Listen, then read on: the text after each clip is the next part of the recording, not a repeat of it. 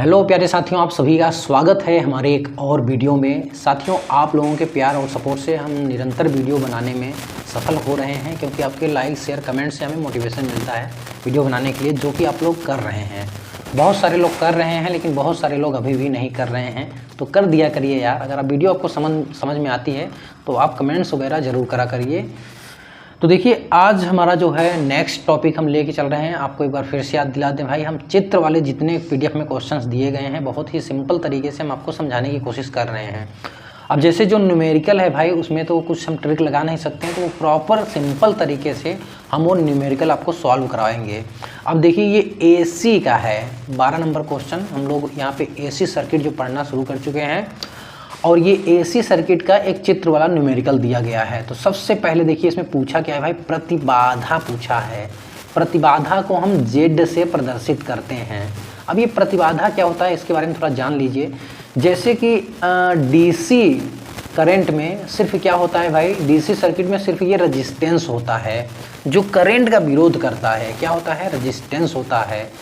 अगर रजिस्टेंस के साथ साथ एक्सएल और एक्ससी भी करंट का विरोध करने लगे ना, तो हम वहाँ पे उस विरोध को क्या एक नाम से बुलाएंगे, और उसका नाम होगा प्रतिबाधा।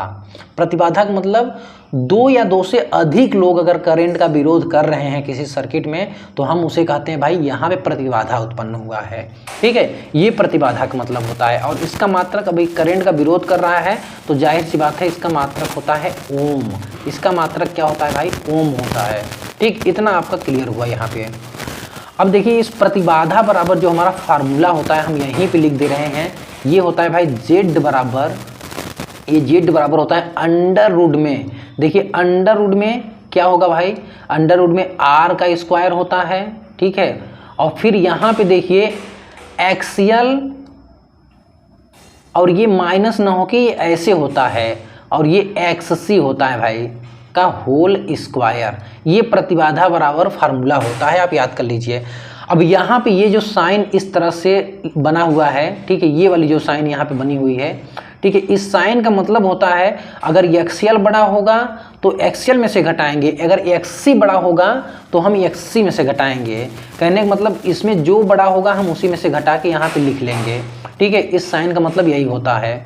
अब देखिए, प्रतिबाधा बराबर इतना है। अब यहाँ पे देखिए आर बराबर इन्होंने दे रखा है भाई 5 ओम। तो चलिए निकाल लीजिए। चलिए यहाँ पे हम ये सूत्र यहाँ पे लिखना चाहिए। चलिए यहाँ पे जेड बराबर प्रतिबाधा बराबर सूत्र याद कर लीजिए आप। ये क्या है भाई, एसी सर्किट में जेड प्रतिबाधा बराबर होता है आर का स्क्वायर प्लस, अब यहाँ पे कोष्टक में होगा एक्सियल, और ये इस तरह से होगा एक्ससी का होल स्क्वायर। ठीक है, अब यहाँ पे देखिए आर का स्क्वायर कर लीजिए। आर का मान कितना दिया है, देखिए यहाँ पे दिया हुआ है, देख लीजिए, पढ़ लीजिए। आर का मान इतना है, एक्सएल का मान इतना है, एक्ससी का मान यहाँ पे 24 है। ठीक है, तो आर का मान क्या है भाई, 5 का स्क्वायर। फिर यहाँ पे देखिए एक्सएल बड़ा है, एक्सएल का मान यहाँ पे देखिए एक्सएल बड़ा है, तो यहाँ पे एक्सएल लिखेंगे 36, और फिर अब लिखेंगे भाई माइनस यहाँ पे, और क्या लिख देंगे 24 है। मतलब ये आपको बताता है, ये साइन आपको बताता है जो बड़ा होगा भाई उसके साथ आप माइनस लगा के छोटे को लिख लीजिए। अब यहाँ पे एक्सएल बड़ा है तो हमने 36 लिखा है एक्सएल का मान, एक्ससी का मान 24, और हमने इसका स्क्वायर कर दिया। अब देखिए यहाँ पे क्या हो गया भाई, 5 का स्क्वायर करेंगे तो हो जाएगा कितना भाई, 25 हो जाएगा, और यहाँ 36 में से 24 निकलेगा तो कितना आ जाएगा भाई, 12, और 12 का स्क्वायर करेंगे तो कितना हो जाएगा भाई, अब जानते हैं 12 का स्क्वायर करेंगे तो 12 बरहियम 144, यहाँ प्लस है ध्यान दीजिए, 144। ठीक है ना, 36 में से 24 घटाएंगे तो 12 हो जाएगा, और 12 का जब आप स्क्वायर करेंगे तो ये कितना हो जाएगा भाई, 144। अब 125 में 144 जोड़ेंगे तो ये हो जाएगा 16 और 5 9, और ये किसका स्क्वायर है भाई, ये है 13 का स्क्वायर। 13 13 में 169 होता है ना, तो यहाँ पे जेड बराबर कितना आ गया, 13 ओम। जेड का मान कितना आ गया भाई, 13 ओम। प्रतिबाधा मान निकल के आई 13। तो ये आंसर बिल्कुल करेक्ट होगा। ये आंसर क्या होगा भाई, बिल्कुल करेक्ट होगा। आप इसको याद कर लीजिए, सिंपल था, इसमें कुछ रटने वाली चीज़ नहीं है। जेड बराबर आप याद कर लीजिए आर का स्क्वायर एक्सएल माइनस एक्ससी होता है। ठीक है, का होल स्क्वायर। आइए हम नेक्स्ट देखते हैं हम लोग भाई, नेक्स्ट क्वेश्चन चलिए देखते हैं। देखिए यहाँ पे नेक्स्ट क्वेश्चन है, थोड़ा बगल में खटर पटर हो रहा होगा, हो सकता है आपको डिस्टर्ब हो रहा होगा भाई, इसके लिए सॉरी, आज थोड़ा बर्दाश्त कर लीजिए आप लोग। अब यहाँ पे देखिए IL है, आपको यहाँ पे दिख नहीं रहा होगा लेकिन कंप्यूटर में आपको अच्छे से सब कुछ दिखेगा। ये IL है, ये IR है, मतलब प्रतिरोध में करंट, ये IR है और ये IC है। अब देखिए यहाँ पे क्या होता है ना, बहुत सारे स्टूडेंट होते हैं। अब यहाँ पे लाइन करंट का मान इन्होंने, ये IL का मतलब लाइन करंट, ये क्या है भाई, IL क्या है, यहाँ पे लाइन करंट है, ठीक है, यहाँ पे लाइन करंट है, तो इन्होंने इसका मान पूछ रखा है भाई। अब देखिए बहुत सारे स्टूडेंट क्या करते हैं ना, ये भाई टोटल करंट यहाँ से आ रही है और इसमें गई, इसमें गई। देखिए DC सर्किट में तो इस तरह से चल जाता था, लेकिन AC में भाई इस तरह से नहीं चलेगा जहाँ पे R और C लगे हुए हों, ये बात की बात है। अब यहाँ पे हम डायरेक्ट बताएंगे। देखिए क्या होता है, यहाँ पे बहुत सारे स्टूडेंट ऐसे कर देते हैं कि ये IL है, 2 भागों में बट गई है, तो IL बराबर हो जाएगा IR प्लस IC, लेकिन ऐसा नहीं होता है भाई, ये AC के लिए था, ठीक है। ये किरचॉफ का नियम हम कहाँ पे लगा रहे थे, AC सर्किट में, वहाँ पे तो चल जाएगा भाई जहाँ प्रतिरोध सिर्फ लगा हो। अगर आपका कैपेसिटर लगा है, इंडक्टर लगा है, तो वहाँ पे करंट को हम इस तरह से नहीं जोड़ेंगे, तब वहाँ पे जो होता है ना फेजर सम होता है। और फेजर सम में कैसे जोड़ा जाता है भाई, देखिए ऐसे, IL का स्क्वायर, ठीक है, क्या होगा, IL का स्क्वायर बराबर होता है, देखिए IR का स्क्वायर, फिर माइनस यहाँ पे होगा IC का स्क्वायर, ठीक है, IC का स्क्वायर। अब देखिए IL का स्क्वायर अगर आप निकालेंगे, IL बराबर हो जाएगा अंडर रूट में, ये हो जाएगा भाई IR का स्क्वायर माइनस IC का स्क्वायर, यहाँ पे हो जाएगा। मतलब ऑप्शन ये जो D है ना, ये बिल्कुल करेक्ट होगा भाई, ऑप्शन D क्या होगा, बिल्कुल करेक्ट होगा। तो आप इस तरह से इसको याद कर लीजिए, ठीक है, ऑप्शन D। देखिए अंडर रूट में यहाँ पे एक ही ऑप्शन है, तो आपको याद करने में बहुत आसानी हो जाएगी, तो अंडर रूट वाला आप यहाँ पे ऑप्शन याद कर लेंगे। बाकी 1-2 बार क्वेश्चंस को देखेंगे ना, आपको याद हो जाएगा भाई, ठीक है। स्क्रीनशॉट लेके इसको रख लीजिए, आपको जो मतलब क्वेश्चंस आपको लगे ना, उसको क्या करेंगे आप स्क्रीनशॉट लेके रख लेंगे भाई, ठीक है।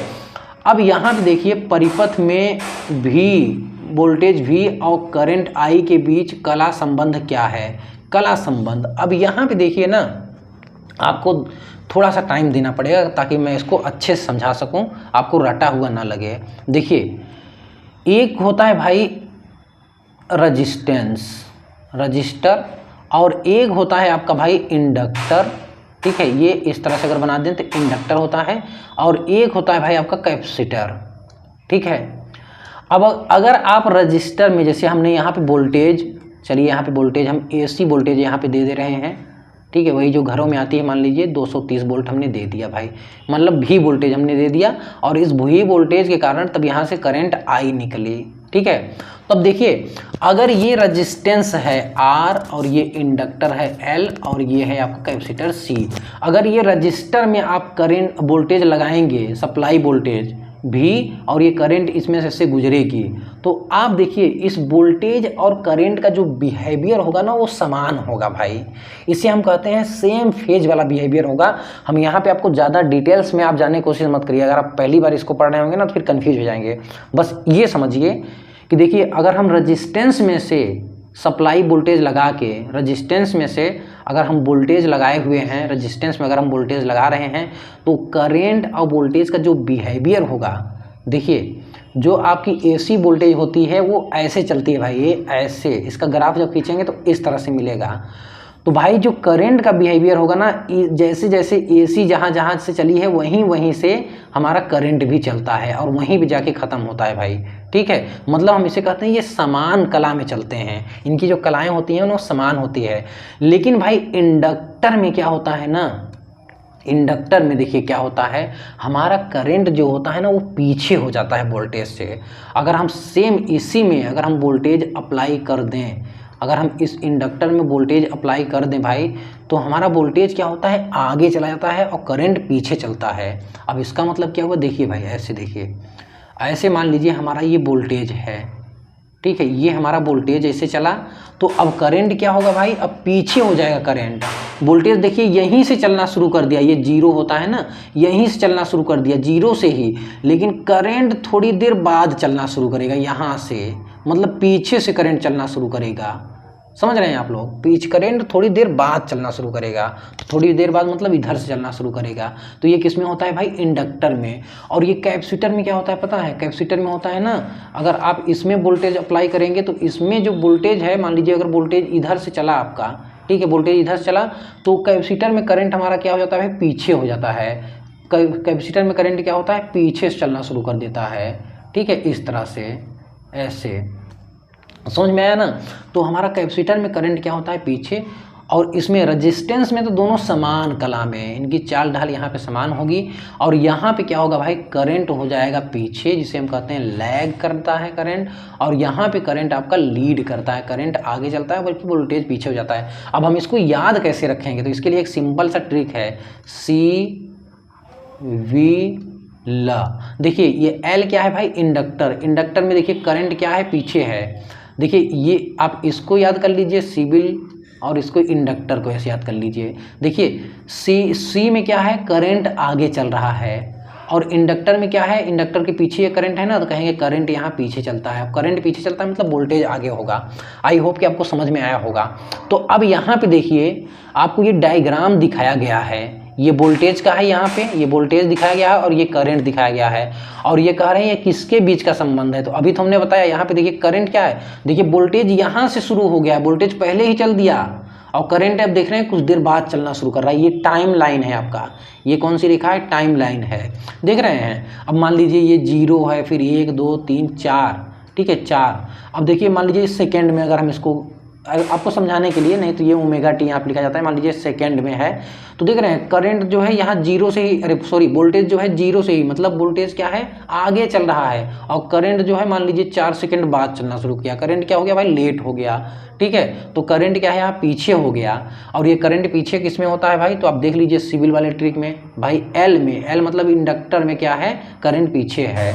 तो देख लीजिए ये क्या है, शुद्ध प्रतिरोधी परिपथ, नहीं शुद्ध प्रतिरोधी परिपथ अभी हम आपको बना के दिखाए हैं। इसमें तो दोनों समान कला में, इसमें इनकी चाल ढाल क्या होती है, समान होती है। ये कट करिए भाई। इंडक्टर में देखिए क्या है, प्रतिरोधी, शुद्ध क्या है भाई, प्रतिरोधी एवं प्रेरकत्व, नहीं प्रतिरोधी एवं प्रेरकत्व नहीं, सिर्फ प्रेरकत्व वाला ऑप्शन सही होगा। सिर्फ कौन सा भाई, प्रतिरोधी एवं प्रतिधारिता, ठीक है। अब यहाँ प्रतिरोधी, प्रेरकत्व एवं धारिता, प्रतिरोधी एवं प्रेरकत्व परिपथ।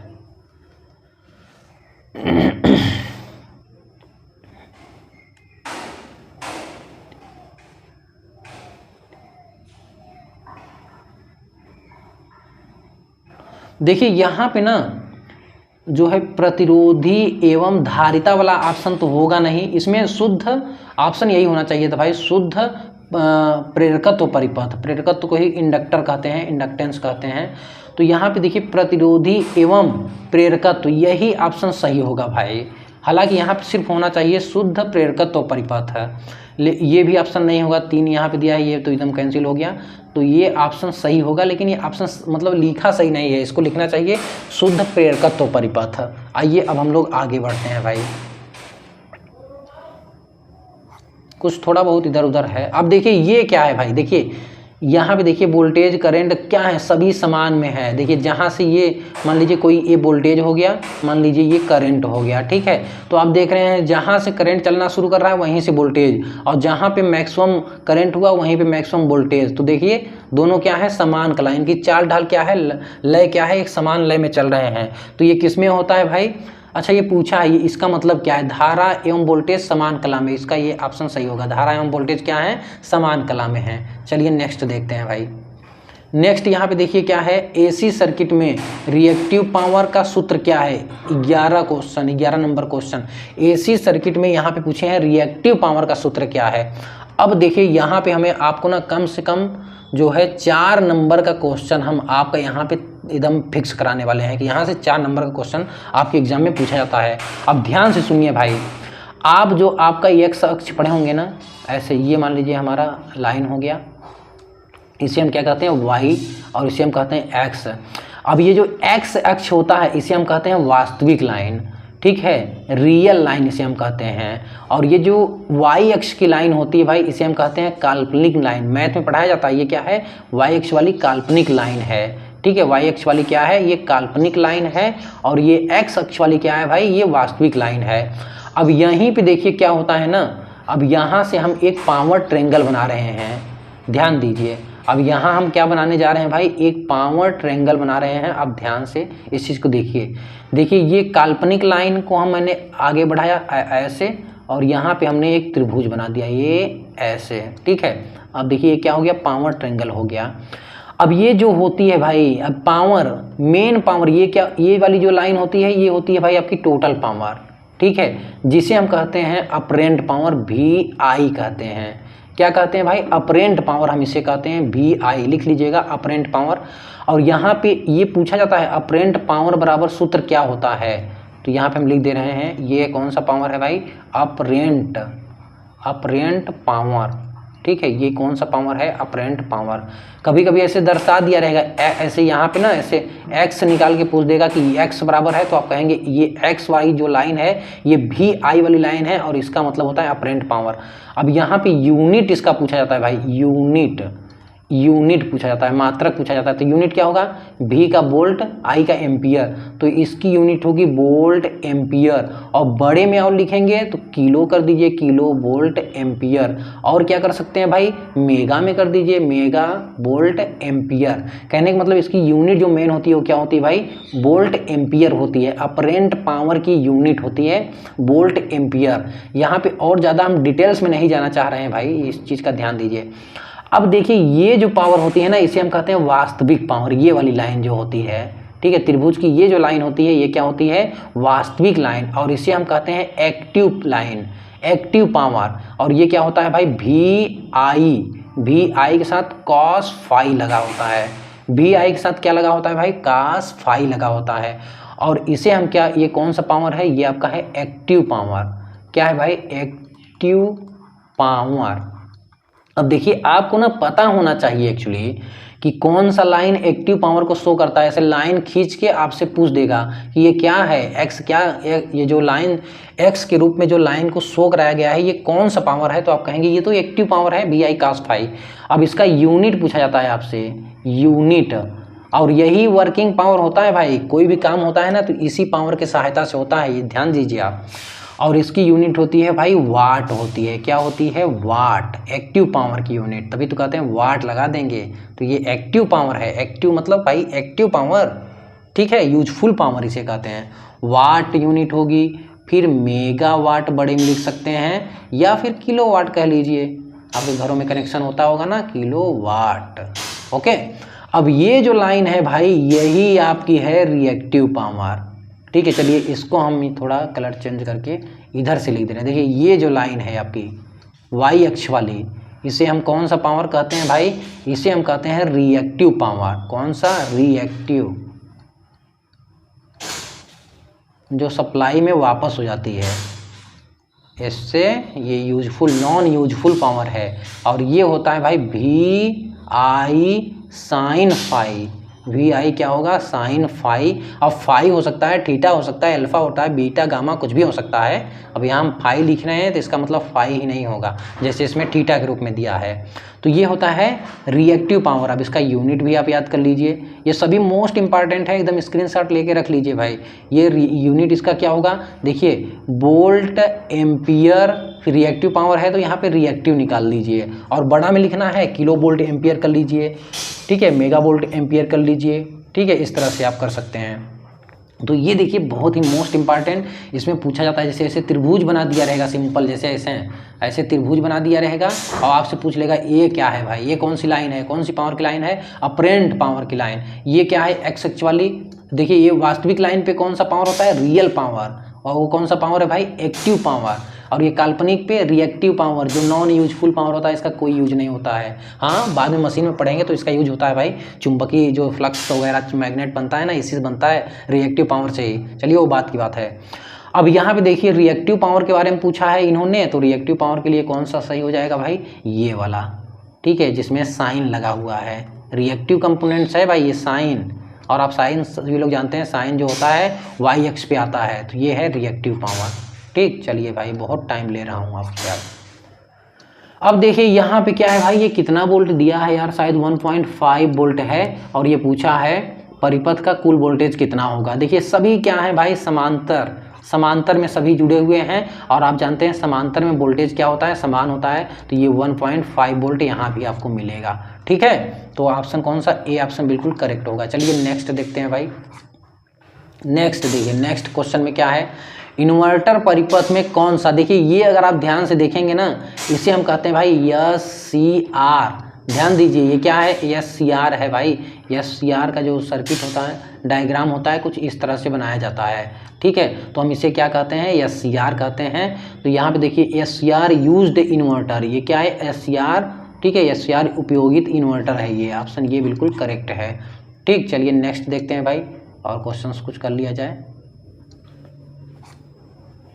देखिए यहाँ पे क्या है भाई, ये देखिए परिपथ का कुल निर्गत वोल्टेज इन्होंने पूछ रखा है। तो चलिए भाई इसमें KVL का सेकेंड लॉ लगा दीजिए आप लोग। देखिए यहाँ से शुरू करिए, देखिए इसको जोड़ने का तरीका क्या होता है, ध्यान दीजिए। अगर आप लोग नहीं जोड़ना जानते हैं तो ध्यान दीजिए भाई। देखिए हम यहाँ से शुरू करेंगे और फिर ऐसे घूम के फिर यहाँ पे आ जाएंगे। ठीक है, जोड़ने का तरीका जहाँ से शुरू करिए वहीं से घूम के चले आइए। अब देखिए, अब इधर से हम चल रहे हैं, अगर हम इधर का प्लस ले रहे हैं, देखिए प्लस 1.5 ले रहे हैं ना, प्लस 1.5 हमने लिया, प्लस लिखा नहीं जाता है, प्लस 1.5। अब देखिए चलेंगे, शुरू का चिन्ह ले रहे हैं, मतलब बड़े वाले का चिन्ह ले रहे हैं, तो कुलहीन का जो है, मतलब बड़े वाले छोटे वाले नहीं, शुरुआत का साइन ले रहे हैं तो सबका शुरुआत का ही साइन लेंगे, ये नहीं इसका पहले ही ले लिए फिर यहाँ जाके बाद में लें। तो यहाँ से चलिए, अब यहाँ से यहाँ हमने पहले ले लिया। अब देखिए यहाँ पहले माइनस पड़ गया है तो आप -1.5 लिखिए, जो पहले पड़ेगा वही साइन। अब आगे बढ़िए भाई, यहाँ पहले प्लस पड़ गया तो यहाँ जल्दी से पहले प्लस लिख लीजिए और 1.5 वोल्ट कर लीजिए। अब देखिए ये माइनस और ये कट जाएगा, कितना आ गया भाई, 1.5 वोल्ट। टोटल वोल्टेज कितना आ गया, 1.5 वोल्ट। आगे तो कुछ है ही नहीं तो बढ़ना क्या, ऑप्शन बी बिल्कुल करेक्ट होगा। चलिए भाई नेक्स्ट देखिए, यहाँ पे 45 नंबर है। देखिए ये क्या है भाई, विद्युत सामग्री का नाम बताइए, आपको नाम बताना है विद्युत सामग्री का। तो नाम बताइए, नाम क्या है भाई आप सभी लोग। देखिए ब्रैकेट होल्डर है, होल्डर तो है भाई, होल्डर तो है, लेकिन ये कौन सा होल्डर है, एडिशन स्क्रू टाइप का होल्डर है क्या। ठीक है, तो यहाँ पे देखिए अब ये वायरिंग वाला आपका दूसरा चैप्टर शुरू हो गया है, वायरिंग वाला ये चैप्टर शुरू हो गया है। तो ये देखिए होल्डर है, आप जानते होंगे इसमें देखिए स्क्रू लगे होते हैं, क्या लगे होते हैं भाई, स्क्रू। तो ये एडिशन स्क्रू टाइप का होल्डर है, क्या है भाई, एडिशन स्क्रू टाइप का होल्डर है ना, स्क्रू लगे होते हैं ना कसने के लिए, वही चीज़। चलिए भाई आइए नेक्स्ट अब क्वेश्चन हम लोग देखते हैं। नेक्स्ट क्वेश्चन यहाँ पे देखिए 46 नंबर क्वेश्चन है। ये देखिए क्या है भाई, वायरिंग परिपथ में प्रयुक्त प्रतीक का नाम, इस प्रतीक का नाम आपको बताना है क्या है। तो देखिए ये क्या है, प्लग और सॉकेट है। ये क्या है भाई, प्लग है और सॉकेट है। लिंक क्या है, लिंक नहीं है, फ्यूज भी नहीं है। फ्यूज का तो ऐसे होता है ना, ये ऐसे करके ऐसे, ये फ्यूज का साइन होता है भाई। स्विच भी जैसा कुछ नहीं है, पुश पुल स्विच कर रहे हैं, पुश पुल स्विच भी नहीं है। तो ये प्लग है और क्या है भाई, सॉकेट है, याद कर लीजिए। देखिए ये प्लग है और सॉकेट है ये। चलिए भाई नेक्स्ट देखिए यहाँ पे क्या है भाई, 44 नंबर क्वेश्चन। देखिए फ्यूज कौन से प्रकार का है भाई, बताइए भाई, फ्यूज ये कौन से प्रकार का है। 44 का आपको बताना है, 44 का कौन सा आंसर सही है बताइए भाई। देखिए ये जो फ्यूज है, अब इसको तो भाई आपको याद ही करना है ना। देखिए यहाँ पे क्या है, अब ये जो फ्यूज है इसको तो आपको याद करके रखना ही है। तो देखिए ये हाई रिप्चरिंग क्षमता फ्यूज है, क्या है भाई, हाई रिप्चरिंग क्षमता ये फ्यूज है, हाई रिप्चरिंग क्षमता फ्यूज है ये। ठीक है, आइए नेक्स्ट देखते हैं। अब नेक्स्ट चलिए आगे भाई। अब देखिए ये कौन सी वायरिंग है भाई, बहुत ही फेमस वायरिंग है। किस प्रकार का स्विच सर्किट में उपयोग किया गया है या करते हैं। इस प्रकार का स्विच हम, ये जो है देखिए टू वे स्विच है। टू वे स्विच मतलब जहां दो जगह से रास्ता हो जाने के लिए, देखिए एक यहाँ से एक यहाँ से, तो टू वे हुआ कि नहीं, दो रास्ते। तो देखिए दो रास्ते। अब देखिए हम कर क्या रहे हैं, चलिए मान लीजिए यहाँ हमने इसको न्यूट्रल दे दिया, लाल मतलब करंट जा रही है भाई, यहाँ ऐसे समझ लीजिए। अब यहाँ से देखिए ऐसे है, अभी ये स्विच देखिए ऑफ है, तो हम इसका ये जो है ये वाला भाग यहाँ पे लाके ऐसे चिपका दिए। अब देखिए करंट इधर से जाने लगी, अब करंट यहाँ से जा रही है ऐसे। अब देखिए यहाँ से ये ऑन है कि नहीं, करंट ऐसे जाके ऐसे निकलेगी, अब बल्ब हमारा जलना शुरू हो गया। कहने का मतलब जब हम इस स्विच को नीचे दबा देंगे तो हमारा ये बल्ब क्या हुआ भाई, जलने लगा, प्रकाश करने लगा। अब जैसे हम यहाँ पे आ गए तो हम क्या करेंगे, इस स्विच को उठा के हम इस पे कर देंगे, ठीक है। जब इसको दबा देंगे तो ये छोड़ के इधर चला आएगा, तो क्या होगा भाई, देखिए अब हमारी करंट यहाँ आ रही है, अब यहाँ से तो खुल गया है रास्ता, तो यहाँ पे तो जाएगी नहीं, तो अब यहाँ क्या हुआ, ये बंद हो गया। क्या हुआ भाई, बंद हो गया और हम घर में चले गए अपने। तो ऐसा जुगाड़ हम कहाँ करते हैं, सीढ़ियों पे करते हैं भाई। ऐसा जुगाड़ करते हैं कि नहीं, सीढ़ियों पे, ऐसे सीढ़ी पे ये कि यहाँ स्विच लगा देते हैं सीढ़ी के ऊपर चढ़ने के बाद, और ये सीढ़ी के नीचे यहाँ स्विच लगा देते हैं, ठीक है। इस तरह से हम जुगाड़ कर लेते हैं अपने, ठीक है। हम ये मान लीजिए सीढ़ी का नीचे है और ये सीढ़ी के ऊपर, नीचे थे पहले स्विच, देखिए यहाँ पे था तो हमारा बल्ब ऑफ था, फिर हमने इसको नीचे गिरा दिया, अब करंट ऐसे ऐसे जाके, देखिए यहाँ पे चिपका हुआ है, करंट ऐसे जाके ऐसे चली गई, बल्ब हमारी जलने लगी। अब जब हम यहाँ पहुँच आए तो हम इस स्विच को उठा के इधर कर देंगे तो हमारा बल्ब हो जाएगा बंद, क्योंकि यहाँ तो हमने लाइट को काट दिया। अब फिर हम जब यहाँ से वापस आएंगे, घर में से बाहर जाना होगा तो हम फिर नीचे कर देंगे, फिर हमारा बल्ब जलने लगेगा। फिर जब हम यहाँ पे आएंगे, फिर ये जो नीचे है हम इसको ऊपर कर देंगे, फिर हमारा बल्ब जल जाएगा। इस तरह से जो वायरिंग करते हैं ना, वो हम सीढ़ियों में करते हैं भाई अपने। तो ये देखिए कहाँ पे है, अच्छा ठीक ठीक, ये पूछा है किस प्रकार का स्विच, ये सर्किट में सर्किट नहीं, ये सर्किट होगा, यहाँ पे परिपथ होगा। तो ये स्विच के बारे में पूछ लिया भाई, हमको लगा कि ये क्वेश्चन है, पूछ रहा है वायरिंग। तो ये किस प्रकार का स्विच है भाई, तो देखिए जहाँ पे भाई, अब देखिए यहाँ पे क्या है, एक ये और एक ये है, मतलब करंट जाने के लिए दो रास्ता इसमें है, तो हम इसे कहते हैं टू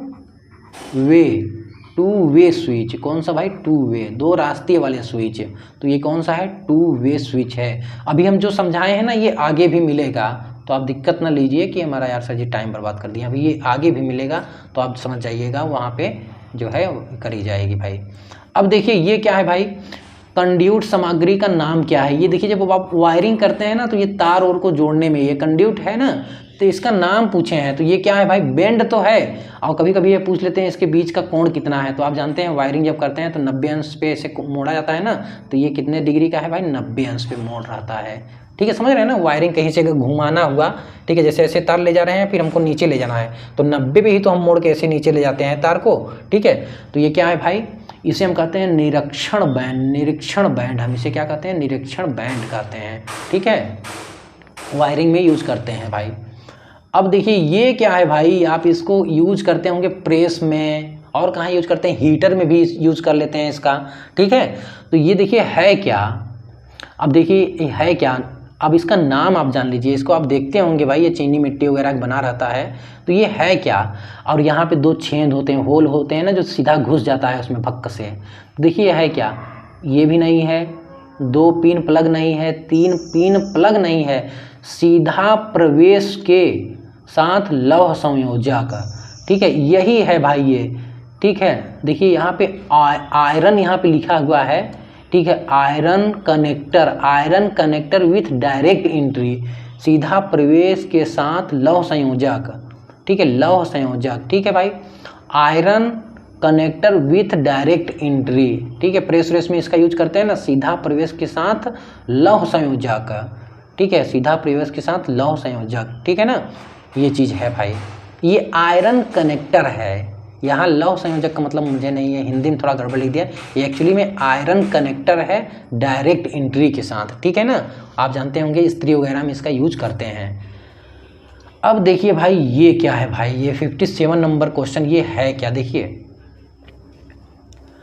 अब ये देखिए क्या है भाई, सामग्री प्रतीक का नाम बताइए। तो ये जो है ना, ये multi position single pole switch है भाई। देखिए यहाँ पे आपका सिंगल पोल है, लेकिन आप यहाँ देखिए मल्टी पोजीशन क्या है, मल्टीपल पोजीशन है। तो ये मल्टी पोजीशन क्या है भाई, विथ सिंगल पोल, ठीक है, क्या है, विथ सिंगल पोल, अरे sorry switch, single pole, multi position switch क्या है भाई, सिंगल पोल का स्विच है और मल्टी पोजीशन का है, ठीक है ना, इसको आप याद करके रख लीजिए भाई। देखिए नेक्स्ट क्वेश्चन है यहाँ पे, अब ये क्या है भाई, मेटा वाला सिंबल दिख रहा है क्या। अब देखिए ये जो होता है ना, ये पंखे की भाई सिंबल है। पंखे का जब हम डिज़ाइन बनाते हैं तो वहाँ पे इस तरह से सिंबल, जैसे डायग्राम में अगर आपको दिखाना होगा तो वहाँ पंखा तो बना नहीं देंगे, तो ये जो पंखा अगर हमें दिखाना होता है तो हम इस तरह से बना देते हैं। देखिए पंखे की तरह लग रहा है कि नहीं ये, ठीक है। तो ये पंखे का सिंबल है, क्या है भाई, और कौन से पंखे का, छत वाले पंखे का, जिसे हम कहते हैं सीलिंग फैन। तो ये छत वाले पंखे का सिंबल है, मेज टेबल का नहीं, छत वाले, लटका हुआ लग रहा है ना, ये देखिए इसमें चौचक आपको पता चल रहा होगा, ठीक है। आइए नेक्स्ट देखते हैं भाई। अब ये क्या है भाई, ये देखिए क्या है, बताइए भाई, बताइए ये क्या है। देखिए यहाँ से आपका इलेक्ट्रोमैग्नेट होता है, यहाँ से ये कनेक्ट होता है, ठीक है। इम्पल, ये जो रिले है, रिले का नाम, तो इसे कहते हैं, देखिए ड्राई रीड रिले, इसे हम कहते हैं ड्राई रीड रिले। क्या कहते हैं भाई, ड्राई रीड रिले। इन सबको आप याद कर लीजिए, ड्राई रीड रिले, इसमें कुछ होता नहीं है, ये ड्राई होता है, इसलिए हम कहते हैं इसे dry read relay, dry read relay. आप ऐसे याद कर लीजिए। ट्रिक देखिए, आपको ये पानी लग रहा है क्या, यहाँ पे ये दोनों तरफ पानी टाइप का लग रहा है ना, तो आप पानी से याद कर लीजिए, नहीं भाई पानी, इसमें पानी नहीं होगा, कुछ भी नहीं होगा, ड्राई होगा, सूखा होगा। तो सिंबल ये याद रहेगा आपके दिमाग में, तुरंत याद आ जाएगा। अगर चित्र दिखेगा, सर जी तो बताए थे यार ये पानी है, लेकिन ये तो सूखा वाला है, तो पानी कहाँ से आया, तो ये ड्राई रीड रिले है। क्या है, ड्राई रीड रिले। आइए नेक्स्ट देखते हैं भाई। अब नेक्स्ट यहाँ पे देखिए क्या है, अब देखिए आरेख का क्या नाम है। 67 नंबर आपका क्वेश्चन जो है यहाँ पे पूछा है भाई, इस आरेख का क्या नाम है, आपको बताना है, ठीक है। इस आरेख का नाम देखिए, अब यहाँ पे आप देख रहे होंगे ये आपका एल्बो लगा हुआ है, ठीक है। आप यहाँ पे ये चीज़ देख रहे होंगे, तो यहाँ पे एल्बो लगा है। आप यहाँ पे देखिए क्लिप लगी हुई है, और ये क्या है भाई, ये पाइप है। कौन सी पाइप, वायरिंग वाली पाइप है। तो कहने का मतलब यहाँ पे आपका पूरा का पूरा इंस्टॉलेशन वाली वायरिंग है। ये कौन सी वायरिंग कर दी गई है, मतलब स्थापित कर दी गई है, वायरिंग यहाँ पे स्थापित कर दी गई है। देखिए यहाँ पे ये लगा हुआ है, ठीक है, और यहाँ पे एल्बो लगा के, मतलब पूरा स्थापित वायरिंग है। ये क्या है भाई, पाइप वाइप लगा के वायरिंग कंप्लीट, तो हम इसे कहते हैं इंस्टॉलेशन प्लान या स्थापना योजना। क्या है, ये स्थापना योजना है आपका, ठीक है, स्थापित हुई वायरिंग है। ओके, चलिए भाई नेक्स्ट देखते हैं यहाँ पे। अब ये देखिए क्या है भाई, ये कौन सी वायरिंग है। देखिए जैसे गलियारा बड़ा सा हो या गोदाम, ठीक है, गोदाम उदाम में अगर आप गए होंगे, बड़े बड़े जो गोदाम होते हैं, ऐसे हॉल टाइप का होता है, अब पूरा बल्ब ऐसे लगा होता है भाई यहाँ पे, ठीक है। अब देखिए पूरा बल्ब होता है, तो यहाँ पे क्या जुगाड़ किए रहते हैं, ऐसे यहाँ पे स्विच लगा रहेगा, यहाँ पे स्विच लगा रहेगा, यहाँ पे स्विच लगा रहेगा, यहाँ पे स्विच लगा रहेगा, यहाँ पे स्विच लगा रहेगा। इस स्विच को ऑन करेंगे, ये बल्ब जलना शुरू हो जाएगा, फिर आगे बढ़ेंगे, फिर ये बल्ब जलना शुरू हो जाएगा, फिर आगे बढ़ेंगे, बल्ब जलना शुरू हो जाएगा, बल्ब जलना शुरू होगा, ठीक है। मतलब एक तरफ से आगे बढ़ते जाएंगे, बल्ब जलना शुरू हो जाएगा।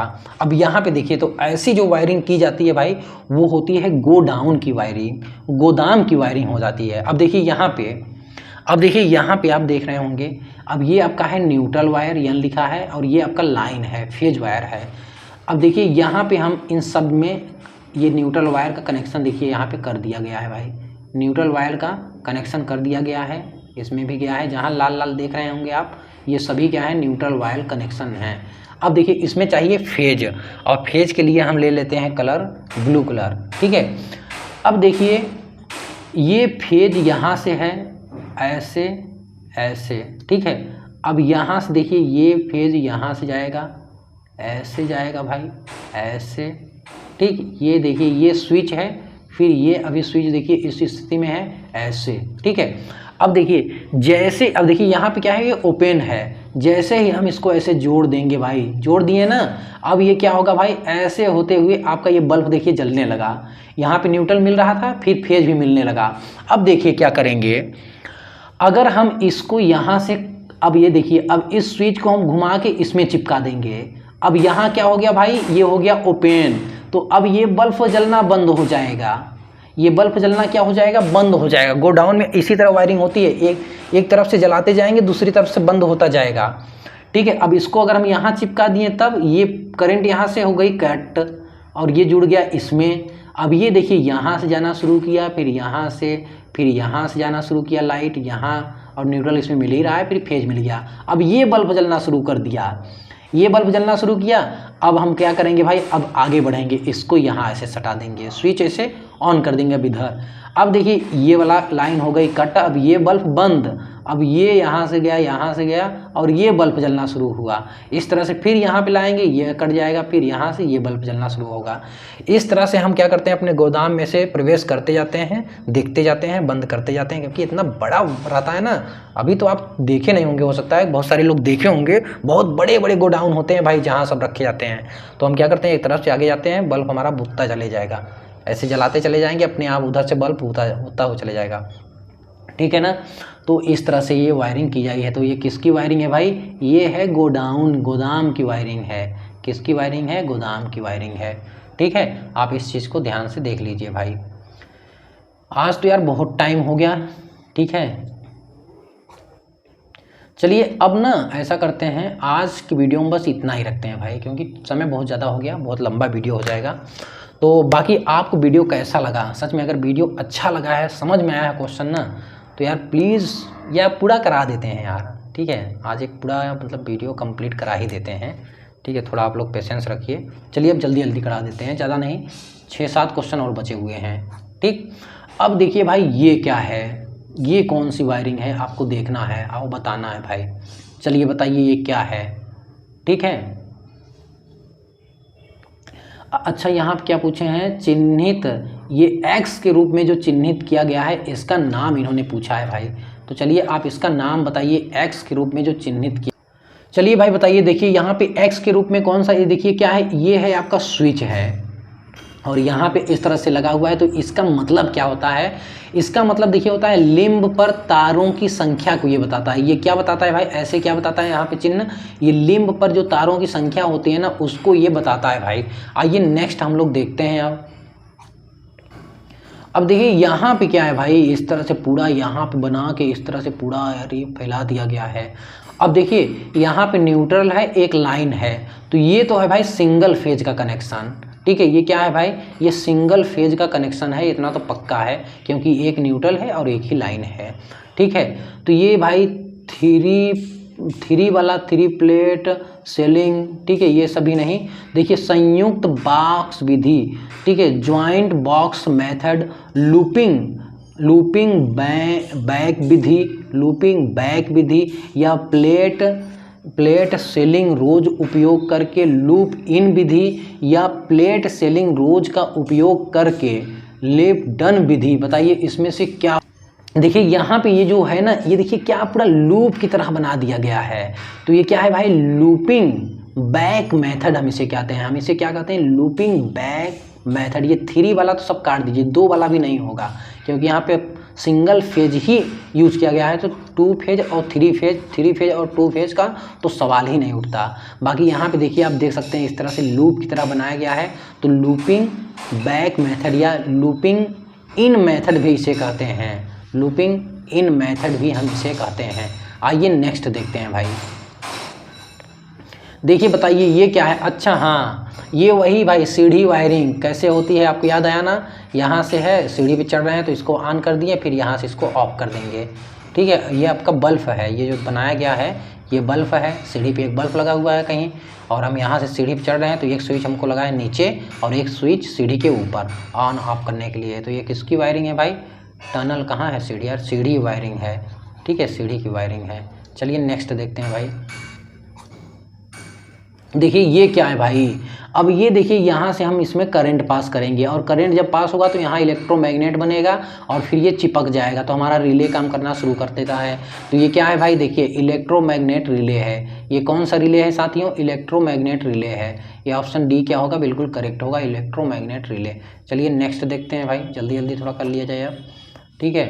अब ये क्या है भाई, बताइए ये कौन सी वायरिंग है आपको, चलिए बताइए भाई ये कौन सी वायरिंग है। देखिए यहाँ पे क्या, ये जो है, ठीक है, क्लीट, देखिए ये क्लीट यूज किया गया है, देख रहे हैं आप, यहाँ पे ध्यान से देखेंगे, इसे हम कहते हैं क्लीट।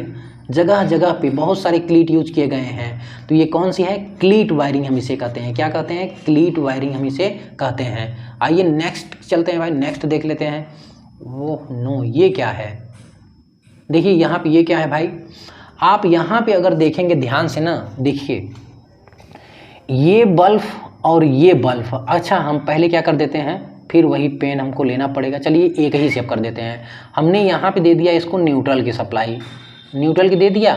अब ये देखिए लाइन वाली है सप्लाई, अब इसको ऑन कर दीजिए, करंट हमारा इधर जा रहा है। अब अगर हमको इधर से रास्ता मिला, टू वे स्विच है तो दो तरह से करंट जाने का रास्ता मिलेगा। अगर इसको इधर से रास्ता मिला भाई, तब तो देखिए ये भी बल्ब जलेगा और ये भी बल्ब जलेगा, दोनों बल्ब ऐसे चले जाएगा ना, करंट पास हो गई बल्ब जलने लगेगा। बल्ब जलने का मतलब यह है करंट अगर पास हुई तो बल्ब जलना शुरू होगा।